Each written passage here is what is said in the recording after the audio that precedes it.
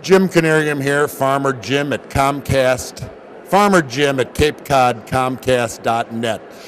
Today is April 2nd. We're at the State House in Boston. It's Agricultural Day, and we're going to do a series of interviews with young farmers, old farmers, state legislators, senators, and if we're lucky, we're going to get Governor Deval Patrick.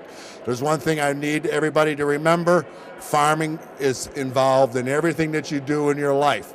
So today we're going to try to get the important facts of farming in Massachusetts out. Thank you for letting me come into your home.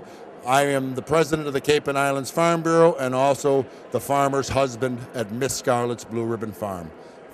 We just got done with the ceremonies at the Nurses Hall, I believe is what they call it, and it is my distinguished pleasure to be standing here with two of the most powerful agricultural people in the state of Massachusetts. Rich Bonato, who is the president of the Massachusetts Farm Bureau, and a very distinguished, honored Greg Watson, who is the Commissioner of Agriculture, who has taken a lot of steps to make agriculture become more aware, better, and cleaner. Rich, what's so important about today? The importance of Agriculture Day at the State House is an opportunity for farmers to come face to face with their legislators. We do a lot of behind-the-scenes work. Farm Bureau and other organizations work with their legislators, but farmers coming in and speaking on behalf of their own operations, speaking directly with legislators, is what makes all the difference in terms of bringing our causes forward. Now, you've been a farmer. Where's your farm at? We are located in Methuen, Massachusetts, in Essex County.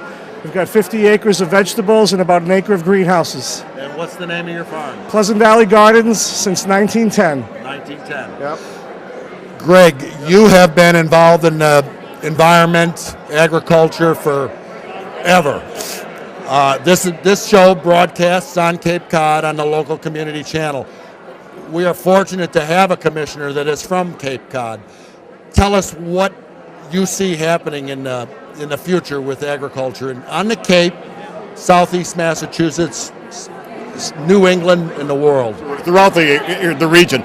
I think, again, this region, Massachusetts, New England in general, going to show how take leadership in demonstrating what we really mean by sustainable agriculture. And sustainable agriculture, sustainable, the term has as much to do with economic viability as it does with environmental soundness. And the idea is, how do we merge those two? Now, we have to do that out of necessity. I think that's where our Yankee ingenuity, our entrepreneurship, our understanding. I mean, we have small family farms. I think that's a thing that people need to understand. And these farmers like Rich, who've been farming for years, centuries, not Rich himself, but certainly in the family, understand that the land, the earth, and the water that they nurture those crops are essential to the well-being of their farm and their farm operation. So they really were demonstrating farmers are the quintessential stewards of the land, and they're also, again, feeding the population. So you couldn't have a better combination, but I think we lead the way in showing how you really do merge those two goals.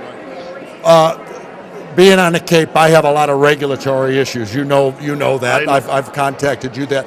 Are you able to have discussions with state senators and state reps and even the governor to say, hey, we've got rules in place that have been there for 50, 60, 75 years. They're antiquated. We need to revise them. But until they're revised, boards of health, our board of health in most of the communities on the Cape, farming has left the Cape except for some spots in Falmouth and all that.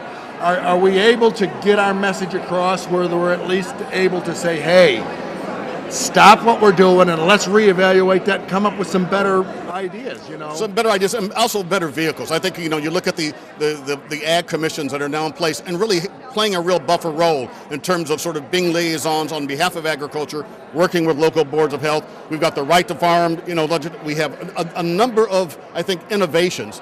We're going to have regulations. There's no question we're going to have regulations. They need them for public safety. And for public safety, public health. But if we can do them in a way that's reasoned and informed by folks who understand farming, and also, as I say, these farmers live on these aren't absentee farmers. These aren't corporate farmers who have some, an operation, but they live somewhere else in New York. They live on that land, so they're just as concerned, as you know, about the health and well-being of that land and as anyone else. So I think we're finding that those tools, particularly I think the ag commissions, I know Rich has been really involved in that, are really going to help us play a role in trying to find the good middle ground and making this work on behalf of everyone in the Commonwealth.